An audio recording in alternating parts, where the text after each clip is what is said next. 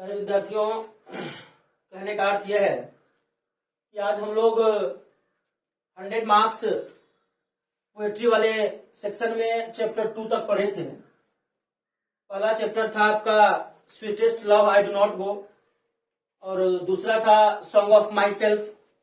तो हम ये आशा करते हैं कि उस दोनों चैप्टर के ऑब्जेक्टिव और क्वेश्चन आंसर को आपने याद किया होगा, पढ़ा होगा। मैं बार बार कहता हूं और अभी बता दे रहा हूं कि जिनके पास भी इसके ऑब्जेक्टिव नहीं है या जिनके पास भी क्वेश्चन आंसर नहीं है, इस कविता सेक्शन के आप हमें कॉल करें इस नंबर पे।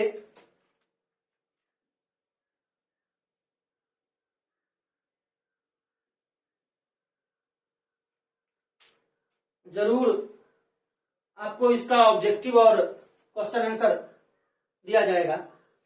अब दूसरी बात यह रही कि हमने sweetest love I do not go पढ़ा था। उसका मेन पॉइंट यह था कि उसके कवि जॉन डॉन हैं, उनकी पत्नी का नाम एन मोरे, जन्म 1572, 1631 में डेथ कर गए थे। मेटाफिजिकल पोएट थे और इंग्लैंड के रहने वाले थे। तो सबसे मेन पॉइंट की इंग्लिश पोएट थे। वह एक लव पोएम है, प्यार से भरी हुई कविता है। एक प्रेमी के बारे में बताया गया है उसमें। उसके बाद हमने सॉन्ग ऑफ माई सेल्फ के बारे में पढ़ा। वाल्ट व्हिटमैन साहब उस कविता में एकता की बात करते हैं, यूनिवर्सल ब्रदरहुड, सांसारिक भाईचारा की बात करते हैं, वैश्विक भाईचारा की बात करते हैं।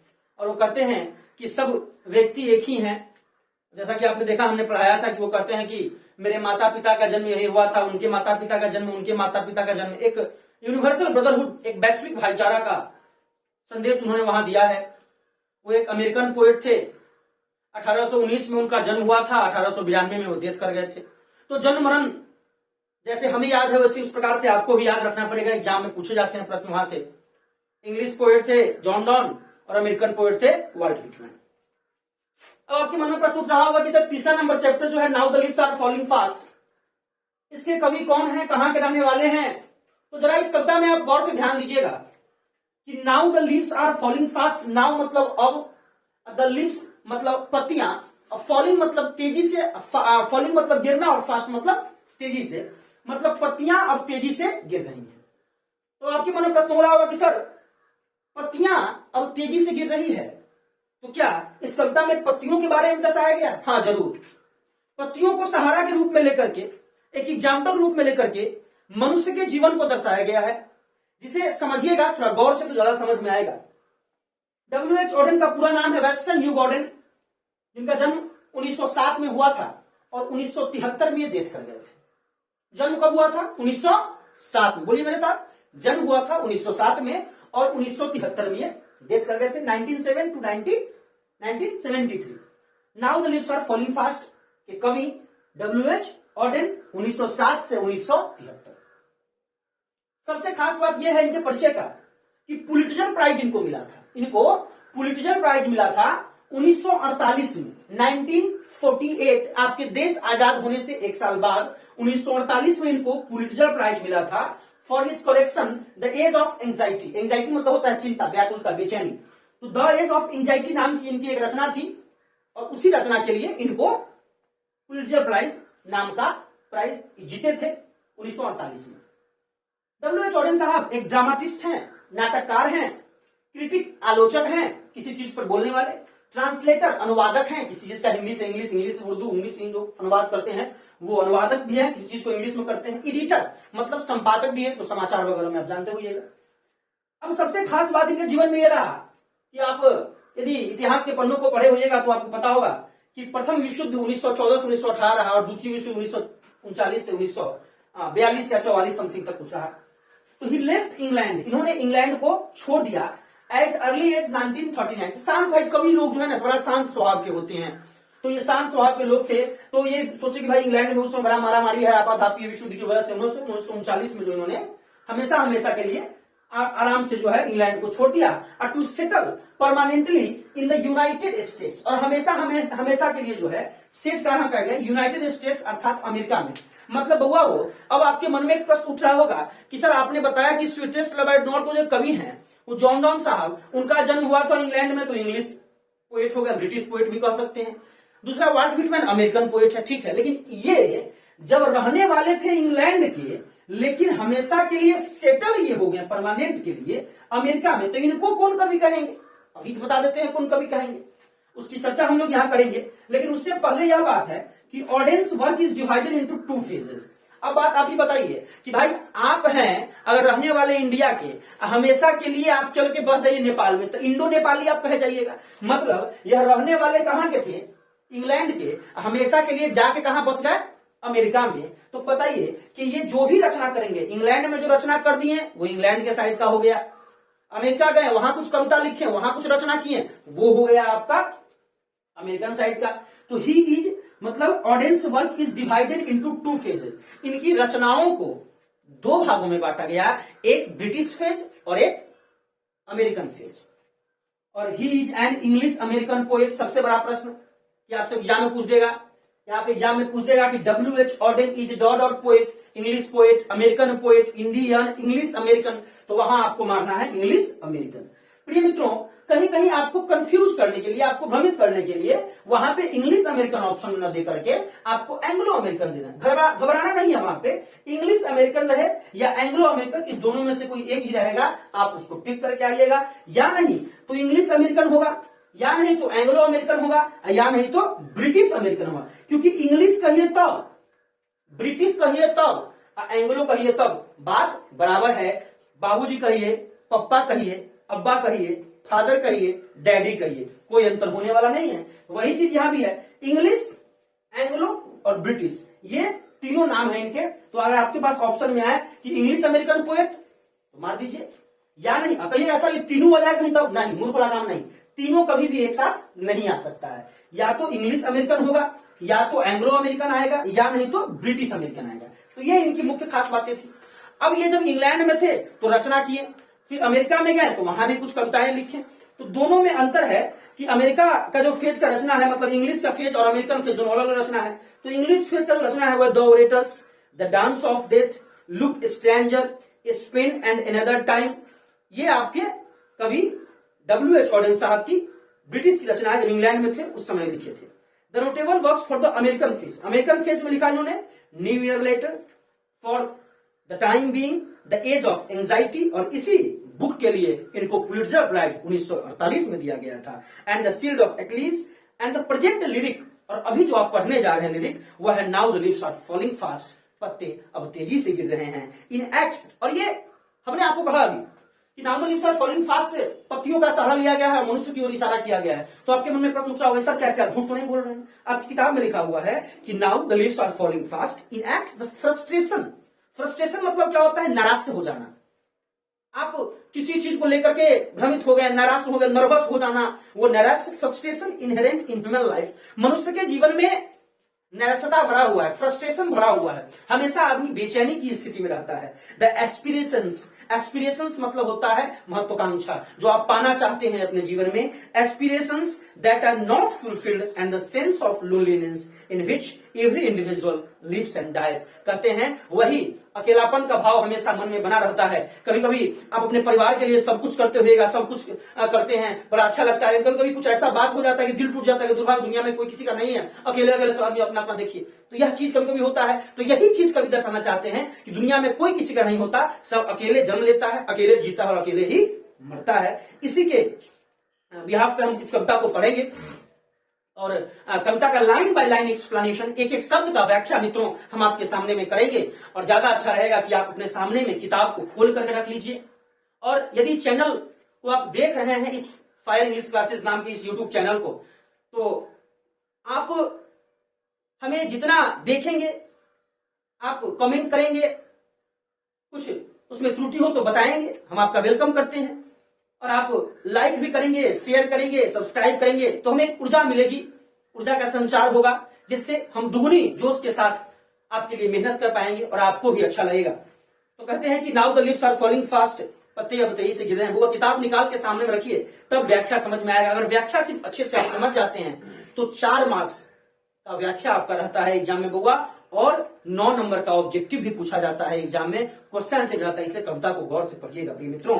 तो कहते हैं कि now the leaves are falling fast, पत्ते अब तेजी से गिर रहे हैं। तो आसान सी चीज है, समझ में आ रही है कि now the leaves are falling fast, पत्ते अब तेजी से गिर रहे हैं। Nurses flowers will not last. Nurses flowers आप समझिएगा, देखिए बड़े बड़े पेड़ आप देखते हुएगा, बड़े बड़े पेड़ जो होते हैं, बड़े बड़े पेड़, उनके नीचे छोटे छोटे पौधे होते हैं। यहाँ दर्शाया क्या गया है कि समाज में भी बड़े बड़े लोग हैं और कुछ छोटे लोग भी हैं, और देखते हुएगा कि बड़े लोग हमेशा छोटे लोगों को दबाने की चेष्टा करते हैं, दबाने के बात में रहते हैं। तो कहते हैं कि now the leaves are falling fast, पत्ते अब तेजी से गिर रहे हैं। Nurses flowers will not last, मतलब अब छोटे छोटे पेड़ रहने वाले नहीं हैं। Nurses to the grapes are गोन, अब छोटे छोटे पौधे, यदि पत्ता तेजी से गिरेगा तो छोटे छोटे पौधों के ऊपर जब पत्ता, कभी बसवारी में गए हैं जहां सिर्फ बांस ही बांस हो, बीघा बीघा तक, कट्ठा कट्ठा तक, जहां सिर्फ बांस ही बांस हो, वहां जाइएगा देखिएगा वहां किसी प्रकार का कोई फसल नहीं उग पाता है। उसका सबसे बड़ा कारण यही है कि बांस इतना डेंस होता है, इतना घना होता है, और पत्ता उसका तेजी से गिरता है, उसके वजह से नीचे, अपने नीचे किसी फसल को वह होने ही नहीं देता है। छोटे छोटे झाड़ियां रहती है उसे भी दबा देता है वो। तो कहते हैं कि now the leaves are falling fast, बसवारी में जाइएगा ना तो केवल पत्ते मिलेगा आपको। Nurses flower will not last, मतलब छोटे छोटे पौधे भी अब नहीं रहने वाले हैं। Nurses to the grapes are गोन, और सीधी सी बात है कि जब ये नहीं रहेंगे, पत्ते तेजी से गिरेंगे, तो ये ग्रेप्स, ग्रेप्स मतलब तो कब्र होता है, कब्र अर्थात जो चीज मिट्टी के नीचे दफन हो जाए वो तो कब्र में चला गया ना, तो छोटे छोटे पौधे कब्र में चले गए हैं। And the प्रैम्स gruelling on, note on this point, इस पॉइंट को ध्यान दिए, इस लाइन को, जो 18 में एक ऑब्जेक्टिव पूछ दिया हुआ था 18 के एग्जाम में, कि प्रैम्स R dot dot, प्रैम्स R dot dot, तो प्रैम्स मतलब क्या होता है, बच्चा गाड़ी, पैराम्बुलेटर, 3 पहिया गाड़ी जो कटगी गाड़ी होता है, बच्चा बचपन में गुरकाया होइएगा, है ना। तो प्रैम्स गो रोलिंग ऑन, है ना। अब तो बच्चा के हाथ में मोबाइल आता है, ठीक से मोबाइल पकड़ने नहीं आता है और टिकटॉक और पबजी खेलता रहता है। तो ये समय का सब मांग है 21वीं सदी में, क्या कीजिएगा। And the प्रैम्स go rolling on, मतलब बच्चा गाड़ी की तरह हमारा जीवन, बच्चा गाड़ी से ढुलकता है, उस प्रकार से हमारा जीवन भी अब धीरे धीरे समाप्ति की ओर जा रहा है। तो यही कवि कहते हैं। तो एग्जाम में क्वेश्चन पूछ दिया था कि प्रैम्स R dot dot, rolling, dancing, तो 4 ऑप्शन था, उसमें आपको रोलिंग मानना है। And nurses to the gone to dot dot, nurses flowers कहां जा रहे हैं, गोन टू द ग्रेप्स। फिर समझिएगा, पत्ते तेजी से गिर रहे हैं, नर्सेस फ्लावर बसने वाले नहीं हैं, सब कब्र में जा रहे हैं, और प्रैम्स गो रोलिंग ऑन, बच्चा गाड़ी अब लुढ़कता हुआ आगे की ओर बढ़ रहा है। उसी प्रकार हमारा जीवन भी, हम बड़े होते हैं, फिर झड़ते हैं, फिर गिरते हैं, और धीरे धीरे धीरे बच्चा गाड़ी की तरह जैसे ढुलकता है वो, उस प्रकार हमारा जीवन से, हमारा जीवन भी उसी प्रकार आगे की ओर बढ़ता है और समाप्ति की ओर बढ़ता चला जाता है। हम जन्म लेते हैं, बाल्यावस्था, किशोरावस्था, युवा अवस्था, प्रौढ़ावस्था, और फिर वृद्धावस्था के बाद अपने जीवन का अंतिम पड़ाव देखते हैं। और जब अंतिम पड़ाव देखते हैं उस समय क्या होता है कि विस्परिंग नेबर्स, और कभी कभी क्या होता है कि आदमी युवा अवस्था में मर जाता है, कभी कभी शैशवा अवस्था में मर जाता है, कभी बाल्यावस्था में मर जाता है, और कभी कभी तो ऐसा होता है कि युवा अवस्था ही है, 22, 25, 30 साल का युवा है और वह मृत्यु की ओर प्राप्त होता है, तो माँ बाप बड़ा दुख होते हैं। तो यही इस कविता में बताया गया है, ध्यान दीजिएगा कि विस्परिंग नेबर्स, विस्परिंग नेबर्स मतलब क्या है, मैसेंजर ऑफ डेथ, मौत के सौदागर। देहाती भाषा में यदि कहें तो यमराज को जानते होइएगा। आदमी जब मर जाता है तो लोग कहते हैं कि यमराज उसका प्राण लेके जा रहा है, वह डर रहा है, इस प्रकार की चीजें। कि whispering neighbours left and right, मौत के सौदागर हमेशा हमारे दाएं बाएं घूमते रहते हैं। किसी को पता नहीं है, एक ऐसा ही दिन है मृत्यु जिसे किसी को पता नहीं है कि हम कब मरेंगे। दुनिया में सब चीज सबको पता है इस वैज्ञानिक युग में, लेकिन यह पता नहीं है कि मुझे कब मरना है। कि विस्परिंग नेबर्स, मौत के सौदागर, मैसेंजर ऑफ डेथ, मौत के सौदागर, लेफ्ट एंड राइट, हमारे दाएं बाएं हमेशा घूमते। अभी हम पढ़ा रहे हैं, कस के बोल रहे हैं बीपी हाई होगा, ब्लड प्रेशर हाई होगा, ब्रेन हेमरेज करेगा, यही मर जाएंगे। तो कहने का अर्थ है किसी का भी डेथ निश्चित नहीं है, डेथ इज नो टाइम, है ना। कहते हैं कि अतिथि और मृत्यु, इसका कोई तिथि नहीं होता, है ना। जो मतलब मरता है उसका कोई डेट नहीं है, और अतिथि, अतिथि मतलब गेस्ट, कब आ जाएगा इसका कोई निश्चित नहीं है, गेस्ट कभी भी आ सकता है। अतिथि देवो भव, है ना। Whispering neighbours left and right, मौत के सौदागर हमेशा हमारे दाएं बाएं घूमते रहते हैं। प्लकस फ्रॉम द रियल डिलाइट, और मौत के सौदागर हमें चाहते हैं कि सच्ची खुशी से तोड़ करके बाहर ले जाएं। मौत के सौदागर हमें सच्ची खुशी से तोड़ देते हैं, मतलब मुझे मार देते हैं, हमें मार देते हैं। और and the active hands must freeze. अब सच्ची खुशी क्या है, आज अपने परिवार, माँ बाप, मित्रों के साथ, दोस्तों के साथ, भाई बहनों के साथ रिलेशन के साथ आप रह रहे हैं, जीवन जी रहे हैं, खुशी हंसी खुशी अपने जीवन को आगे की ओर बढ़ा रहे हैं, इसी बीच में अचानक सूचना मिलता है कि कोई डेथ कर गया। आप स्तब्ध रह जाते हैं अचानक सुन करके। तो वहां क्या होता है कि वही विस्पिंग नेवर्स, मौत के सौदागर, उनको सच्ची खुशी से तोड़ करके ले जाते हैं। And the active hands must freeze, और मरने के बाद हमारा एक्टिव हैंड जो है चलता फिरता हाथ है वह फ्रीज कर जाता है, काम करना बंद कर देता है। लोनली ऑन द सेपरेट नीज, और मरने के बाद आपके हाथों को आपके घुटने के बल ऐसे रख दिया जाता है। मरने के बाद कभी देखें किसी का हाथ खोल रखा जाता है? नहीं, घुटनों के बल ऐसे रख दिया जाता है। सेपरेट नीज, घुटनों पे ऐसे सेपरेट करके रख दिया जाता है। Dead in hundreds at the back, और जब मरते हैं आप तो आपको लगता है कि आप अकेले मरे, नहीं, आपके साथ आपके पीछे सैकड़ों, dead in hundreds at the back, आपके पीछे सैकड़ों मरे हैं।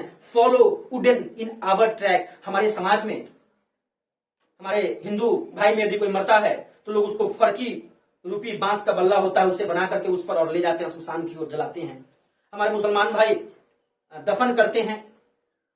और क्रिश्चियन जो होते हैं, क्योंकि कवि क्रिश्चियन है, तो क्रिश्चियन जो होते हैं उनका इस प्रकार का एक ताबूत होता है, कॉफिन टाइप का, वुडन लकड़ी का बना हुआ, इसमें ऊपर से प्लस का चिन्ह दिया जाता है और उसी में जो है रख करके उनको अंतिम यात्रा कराया जाता है, अंतिम यात्रा तक पहुंचाया जाता है। तो कहते हैं कि dead in hundreds at the back, सैकड़ों आदमी मरे पड़े हैं। Follow wooden in our track, और वही ताबूत में बंद हैं। Arms raised stiffly to reprove, और हमारा हाथ, हमारा जवान उस समय उठता है तो सिर्फ ऊपर वाले को हम आलोचना करते हैं कि हे भगवान, इसे थोड़ी लंबी आयु और दे देते आप।